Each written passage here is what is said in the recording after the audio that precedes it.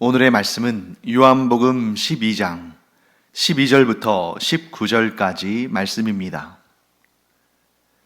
그 이튿날에는 명절에 온 큰 무리가 예수께서 예루살렘으로 오신다는 것을 듣고 종려나무 가지를 가지고 맞으러 나가 외치되 호산나 찬송하리로다. 주의 이름으로 오시느니 곧 이스라엘의 왕이시여 하더라.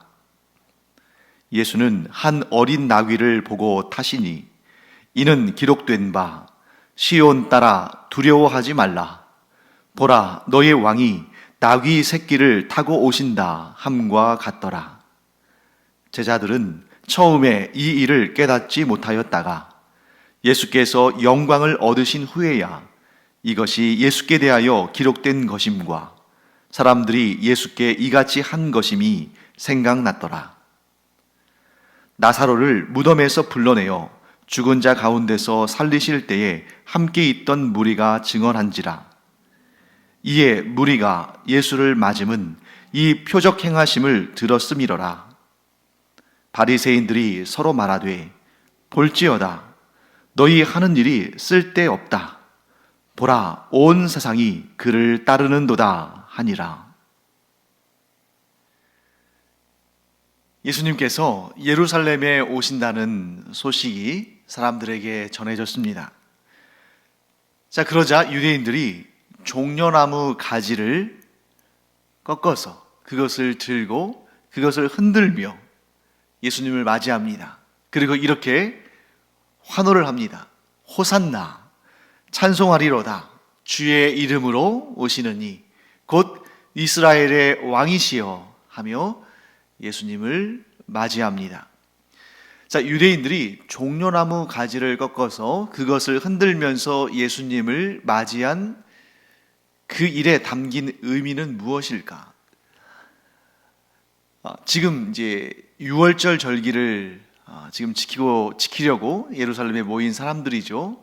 그런데 이 유월절 절기와 종려나무는 관계는 없습니다. 관계가 없는 거예요. 그러니까 유월절이기 때문에 사람들이 종려나무 가지를 꺾어서 흔드는 것은 아닙니다. 그러면 성경 어디에도 종려나무 가지를 꺾어서 그것을 흔들고 그것을 땅에 깔고 누군가의 행차에 그러한 예식을 한 경우가 나와 있지 않습니다. 자, 그러면 이거는 왜 이런 반응을 보였을까? 유대인들이 왜 그런 반응을 보였을까? 하는 궁금증이 생길 수 있죠. 성경에 그런 내용이 나오지 않는 이유가 있습니다. 하지만 이것은 역사적인 배경을 가지고 있습니다. 제가 예전에도 잠깐 말씀드린 적이 있는데 이 이스라엘 백성들은 주전 587년 혹은 586년 이때 바벨론의 느부갓네살 왕에 의해서 정복당한 이후로 계속해서 다른 나라, 다른 민족의 지배를 받는 식민지의 고달픈 삶을 살았습니다. 그러니까 이스라엘은 계속 그 땅에 있는데 이스라엘을 지배하는 나라들이 계속 바뀌어가는 거예요. 예를 들면 북이스라엘은 아수르, 즉 아시리아라는 나라에 의해서 지배를 받았죠. 그리고 망했습니다.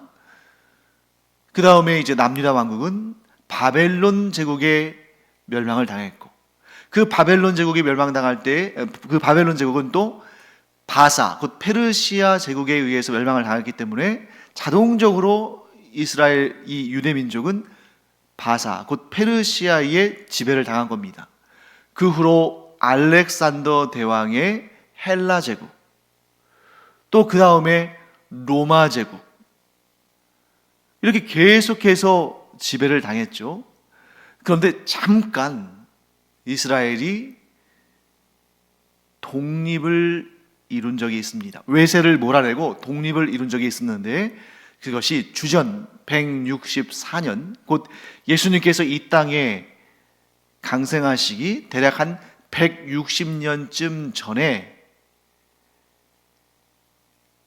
유다 마카비라는 사람을 중심으로, 곧 마카비 가문을 중심으로 무장투쟁, 통해서 이스라엘을 그 당시에 지배하고 있던 수리아, 그러니까 오늘날로 말하면 시리아죠. 시리아의 셀류시드 혹은 어떤 사람은 셀류커즈라고도 하는데 그 왕국을 이제 몰아내는 그러한 일을 무장 혁명을, 무장 투쟁을, 무장 독립을 이룬 적이 있습니다. 그때에 이 이스라엘 사람들이 외세를 몰아내고 그들이 더럽힌 성전을 정화하고 나라가 독립을 이뤘다고 그것을 기뻐하며 즐거워하며 종려나무 가지를 흔들면서 여호와 하나님을 찬양하는 그런 일이 있었는데 그것이 이제 전통이 된 거죠. 역사적인 사건이 된 것입니다. 그런데 그 후로 또 이스라엘은 로마의 지배 아래에 들어가죠. 로마 제국의 식민 통치를 받습니다. 그들 안에는 이 역사의 그러한 기억이 있잖아요. 우리가 예전에 이 시리아의 지배를 받을 때에 그때 이 마카비 가문을 중심으로 무장 투쟁 독립운동이 성공을 해서 물론 잠시지만 나라의 독립을 이룬 적이 있었는데 그때 그 유다 마카비처럼 나라의 독립을 이룰 위대한 인물을 우리가 드디어 만나게 됐다.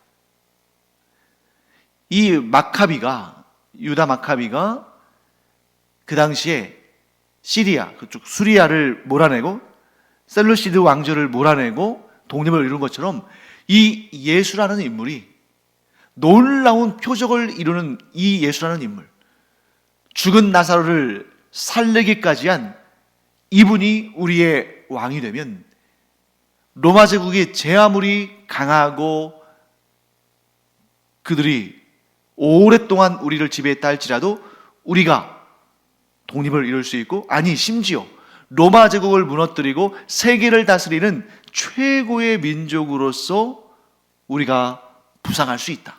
이런 기대를 가진 거죠. 그러니까 이들이 얼마나 지금 마음이 들떠 있겠습니까? 더군다나 지금 6월절 명절이잖아요. 이스라엘 절기 가운데 가장 큰 절기고 또한 애굽에서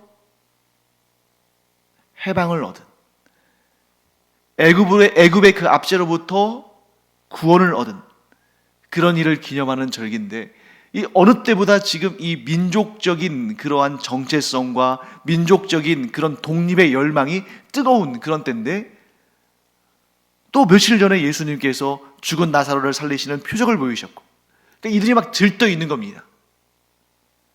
그래서 종려나무 가지를 흔들면서 이스라엘의 독립과 또 호산나, 이 호산나라는 뜻은 뭐냐면 주여 구원하소서, 우리를 저 로마 제국으로부터 구원할 왕이 드디어 우리에게 오시는구나 하고 막 들떠 있는데 그런 환호와 그런 들뜬 분위기 가운데 홀로 예수님만 침착하십니다. 예수님은 부안해동하지 않으시고 잠잠히 예루살렘에 입성하십니다. 예수님의 제자들도 얼마나 흥분했겠어요. 우리가 가장 가까이서 모시는 우리의 스승이, 우리의 주님이 이렇게 열렬히 환영을 받으면서 드디어 이제 우리의 스승인 예수님이 허락만 하면, 오케이만 하면 이 길로 들어가서 예루살렘 성 안에서 왕의 대관식을 할 수 있겠구나. 그러면 누구보다 예수님과 가까운 우리가 총리도 하고 장관도 하고 드디어 우리가 인생을 꽃피우게 됐구나. 그런 생각으로 얼마나 흥분되고 얼마나 마음이 설렜겠어요? 그런데 예수님은 한마디도 말씀하지 않으십니다. 잠잠히 예루살렘 성을 향해 걸어가시다가 나귀 새끼, 어린 나귀, 그 나귀를 타시고 예루살렘 성에 들어가십니다. 여러분 얼마나 안 어울리는 그림이에요. 일단 왕이라면 그 나라의 가장 좋은 말이나 혹은 마차나 가마를 타고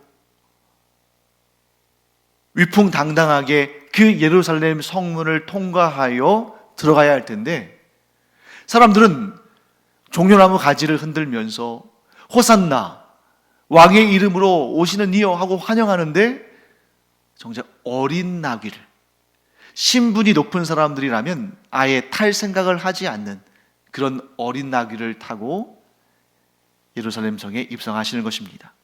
그런데 이 일은 어쩌다 보니까 그 옆에 나귀가 있어가지고 예수님이 좀 다리가 아프셔서 그냥 그걸 타고 가시고 한 것이 아니라 이 일은 예수님께서 구약에 예언된 말씀을 성취하신 그런 역사입니다. 자, 구체적으로는 스가랴 9장 9절의 말씀이죠. 제가 한번 읽어보겠습니다. 시온에 따라 크게 기뻐할지어다. 예루살렘에 따라 즐거이 부를지어다. 보라, 내 왕이 내게 임하시나니 그는 공의로우시며 구원을 베푸시며 겸손하여서 나귀를 타시나니 나귀의 작은 것 곧 나귀 새끼니라. 스가랴에서 9장 9절에 이 예언의 말씀을 예수님께서 이루시기 위해서 이 일을 행하셨는데, 사실 여러분, 이스라엘 사람들은 성경을, 특히 구약 성경을 아주 잘 알죠. 심지어 막 줄줄줄 외우죠. 그런데 그 수많은 이스라엘 사람들, 그 수많은 유대인들이 성경을 외우다시피 잘 알고 있지만 그 어느 누구도 이 스가랴에서 9장 9절의 말씀이 어떤 말씀인지를 잘 알지를 못했을 겁니다. 예수님의 제자들도 유대인들이기 때문에 구약 성경을 아주 잘 알고 있었는데 그들도 이 스가랴에서 9장 9절 말씀을 읽을 때 이 말씀이 무슨 의미인지를 알지 못했어요. 왜냐하면 시온의 딸, 예루살렘의 딸, 뭘 의미하는 것입니까? 하나님의 언약 백성, 이스라엘 사람들, 이 유대인들이 즐겁게 노래를 불러야 한다는 거죠. 왜냐하면 왕이 예루살렘 성에 임하시니까, 왕이 그곳으로 들어가시니까. 그런데 여러분, 위대한 왕이 예루살렘에 들어오시니까 사람들이 다 기뻐하고 즐거워하는데 왕이 뭘 탄다고요? 이 스가랴서의 말씀에 의하면 나귀를 타신다. 그것도 나귀의 작은 것, 곧 나귀 새끼를 타신다. 안 어울리잖아요. 그러니까 성경을 아주 꼼꼼하게 읽고 연구하는 그 이스라엘 사람들, 서기관들, 바리새인들, 또 예수님의 제자들에 이르기까지도 이 말씀이 이해가 안 되는 거죠. 왜 위대한 왕이 예루살렘 성에 입성하는데 왜 나귀 새끼를 탈까? 나귀의 어린 것, 나귀의 작은 것을 탈까? 하나님의 말씀이니까 믿고 받아들이기를 하는데 이해는 안 된 거죠. 그런데 예수님의 제자들은 이때도 이해를 못했는데 나중에 예수님께서 부활 승천하신 다음에 예수님께서 성령을 보내셔서 그 성령이 그들에게 하나님의 말씀을 밝히 보게 하셨을 때, 곧 성령의 조명을 통해서 성경 말씀을 온전히 깨닫게 되었을 때, 아, 그렇구나. 우리가 이해하지 못했던, 심지어 우리의 눈으로 봤음에도 불구하고 그 스가랴서의 말씀과 예수님이 어린 나귀를 타신 것을 연결하지 못했는데 그 후에 성령의 조명하심 가운데 알게 된 거죠. 아, 그렇구나. 예수님께서 그때에 유월절 절기를 지키시기 위해서 예루살렘 성에 들어가실 때에 그 어린 나귀를 타신 것은 메시아의 오심을 예언한 스가랴 9장 9절의 말씀을 이루시기 위해서 그렇게 하신 것이었구나 하는 것을 깨닫게 된 것입니다. 자, 당시에 유대의 많은 사람들이, 아니 심지어 외국에 있는 디아스포라 유대인들도 유월절이라는 이 이스라엘의 가장 큰 절기를 지키기 위해서 많이들 예루살렘에 모여들었습니다. 그런데 이 해의 유월절만큼 그들의 마음을 설레게 한 적은 없었어요. 왜냐하면 그 전 유월절까지만 하더라도 사람들이 최고의 명절인 유월절을 지키기 위해서 세계 각지에서 모여들었지만 마음이 기쁘지 않은 것입니다. 왜 그렇습니까? 온 우주를 창조하시고 온 세상을 다스리시는 그 하나님을 섬기는 민족이 다른 나라의 왕의 지배를 받고 있다는 사실이 얼마나 자존심 상한 일인가. 그러니 유월절 명절을 지키지만 지금 그들의 상황이 로마 제국의 지배를 받고 있고 로마 황제를 섬기고 있다는 사실 때문에 기쁘지 않은 거죠. 그런데 유난히 이 해의 유월절은 이 예루살렘 성 전체가, 아니 나아가 이스라엘 땅에 있는 모든 유대인들이 다 마음이 설레고 기쁘고 기대가 되는 겁니다. 왜? 나사로가 죽었는데 그 죽은 나사로를 살린 그분 뿐만 아니라 오병이어의 기적을 비롯해서 수많은 병자들을 고치시고 또한 귀신들을 쫓아내신 그분이 예루살렘 성에 들어오신다니, 딱 한 부류의 사람들을 제외하고는 너무나 설레고 기쁜 거죠. 그 딱 한 부류의 사람들이 누굽니까? 바리새인들을 비롯한 유대의 종교 지도자들이 있죠. 그런데 그들도 예수님의 인기에 대해서는 두 손을 들을 수밖에 없었어요. 야, 우리의 계획이 수포로 돌아갔구나. 우리는 저 예수라는 인물을 어떻게 해서든지 간에 깎아내리고 제거하려고 했는데 이렇게 모든 사람들이 저 예수라는 인물을 따르고 그를 좋아하고 그를 의지하려고 하는데, 그를 왕으로 세우려고 하는데 우리의 계획은 다 실패로 돌아갈 수밖에 없겠구나. 이 정도로 예수님은 그 당시에 이 유대인들에게 유일한 희망, 최고의 기대감, 마음을 설레게 하는 그런 존재였다는 것입니다.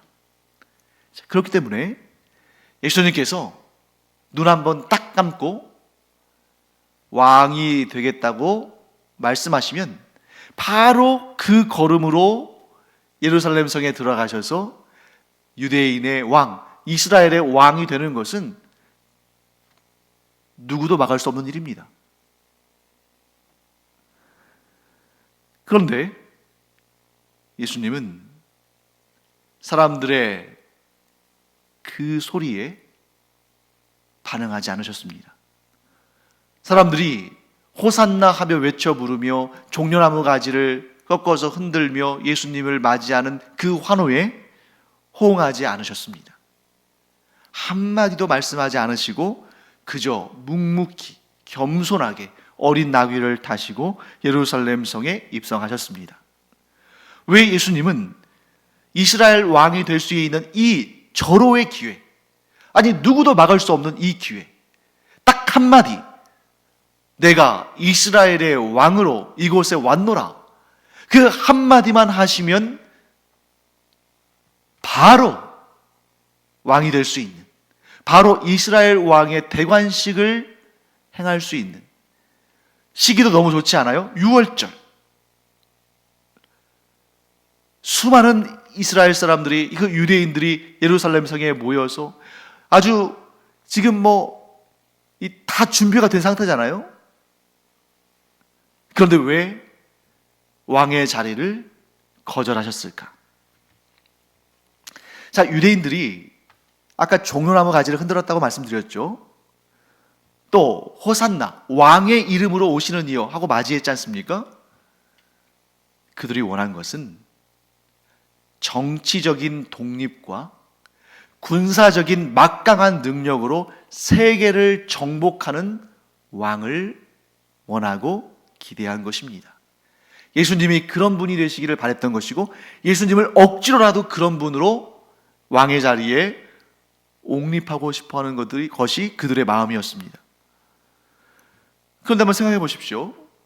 만일 예수님이 유대인들이 바라는 대로 이스라엘의 그런 정치적인 메시아, 곧 그들이 원하는 대로 이스라엘의 왕이 되었다면 어떤 일이 발생했을까요? 예수님이 그들의 기대대로, 그들이 원하는 대로 이스라엘 왕이 되셨다면 제일 먼저 뭘 해야 됩니까? 로마와 전쟁을 치러야죠. 로마와 정전을 치르고 로마로부터 독립할 뿐만 아니라 그 주변에 있는 모든 나라들을 치고 그들을 이스라엘의 지배 아래 두어야 됩니다. 그러면 여러분, 전쟁을 해야 되죠. 전쟁은 어떤 결과를 낳습니까? 동서고금을 막론하고 사람이 죽지 않는 전쟁은 없습니다. 많건적건 사람은 반드시 죽습니다. 더군다나 지금 이스라엘 사람들이 원하는 왕은 어떤 왕입니까? 온 세상을 정복하는 왕이에요. 그러니까 지금 로마 제국의 지배를 받고 로마 제국의 그 학정 가운데 고통을 당하고 있는 이스라엘 사람들이 이제는 우리가 이 예수라는 인물을 왕으로 삼고 온 세상을 정복하겠다. 그러니까 로마 제국보다 더 큰 무력을 가지고 세상을 지배하는 나라를 이루기를 원하는 것입니다. 자신들도 로마 제국의 압제 가운데 고통을 당했는데 이제는 우리가 세상을 그렇게 할 때라는 거죠. 그러나 예수님의 생각은 달랐습니다. 예수님은 왜 이 세상에 오신 것입니까? 죄인들을 구원하기 위해서. 죄인은 이스라엘만 있습니까? 아닙니다. 온 세계 모든 인류가, 모든 사람들이 다 죄인입니다. 그러므로 예수님의 목적은 이 세상 모든 사람들의 죄를 대신 짊어지고 그 죄값을 갚으심으로, 그 생명을 내어주심으로 사람들에게 영생의 구원을 주시기 위해서 오신 것입니다. 물론 예수님의 그 구원의 사역을 믿음으로 받아들이지 않으면 예수님의 구원의 역사가 적용되지는 않겠습니다만, 어쨌든 예수님은 누구든 온 인류의 모든 사람들을 대상으로 누구든 믿음으로 예수 그리스도를 구주로 영접하는 자를 위해서 그들의 죄값을 대신 갚으시고 그들을 구원하시기 위해서, 그들을 위해 죽기 위해서 이 땅에 오신 분입니다. 그런데 사람들을 구원하기 위해서, 사람들을 위해 대신 죽음으로 죄값을 갚아주시기 위해서 이 땅에 오신 예수님이 이스라엘을 위하여 이스라엘의 왕이 되어서 이스라엘 사람들을 전 세계에서 모든 민족을 다스리는 사람들이 되게 하시기 위해서 사람들을 죽인다는 것이, 이스라엘을 위해서 다른 나라와 다른 민족 사람들을 처절하게 죽인다는 것이 과연 예수님의 뜻과 맞는가? 전혀 맞지 않는 것이죠. 우리가 지난번에 살펴봤습니다만 그 해에 대제사장 가야바가 이렇게 말했습니다. 이 예수라는 사람, 한 사람이 희생양이 되어 죽으면 우리 유대 민족이 생존할 수 있다.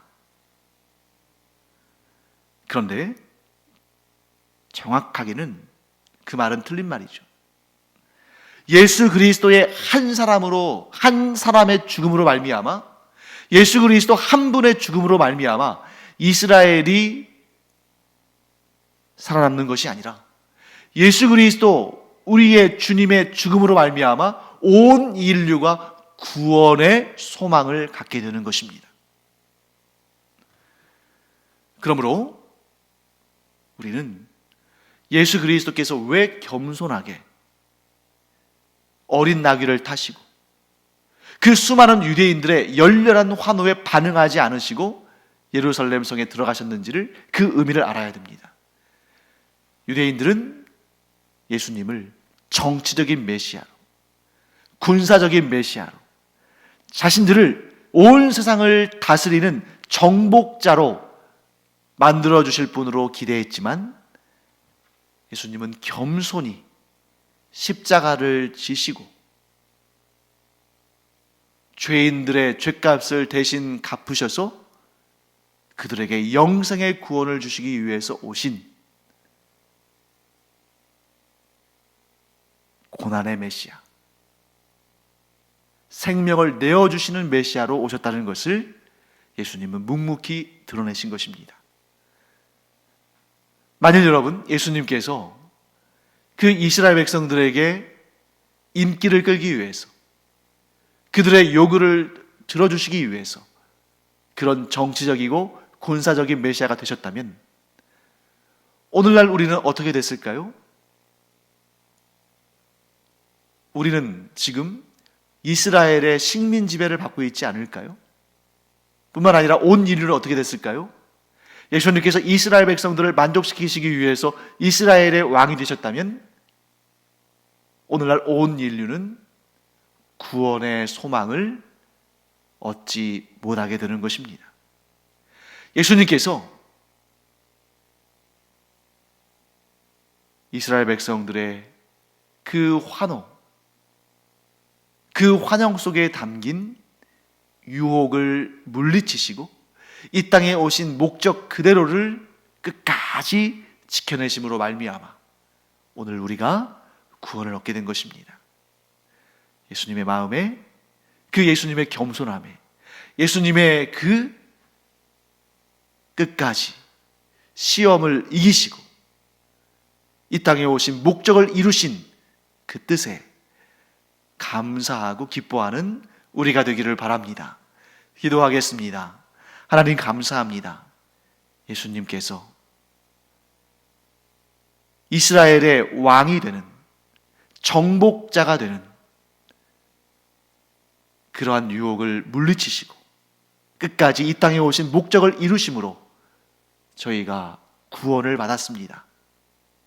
저희도 모든 유혹과 사탄의 시험과 이 세상의 미혹을 물리치고 주님 걸어가신 그 길을 똑바로 걸어가므로 하나님께서 저에게 맡기신 그 사명을 끝까지 완수하고 하나님께 충성된 종으로 칭찬받는 그런 사람들 되게 하여 주시옵소서. 감사드리며 예수님의 이름으로 축복하며 기도합니다. 아멘. 기도하는 시간입니다. 예수님께서 우리를 위해서 모든 시험을 이기시고 끝까지 주님의 뜻을 이루셨기 때문에 우리가 구원받았습니다. 감사하는 마음으로 하나님께 영광 올려드리기 원합니다. 기도하겠습니다.